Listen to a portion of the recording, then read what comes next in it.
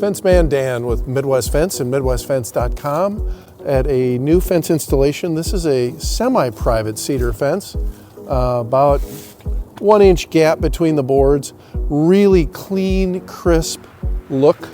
It's a perfect solution if you just want a sense of privacy.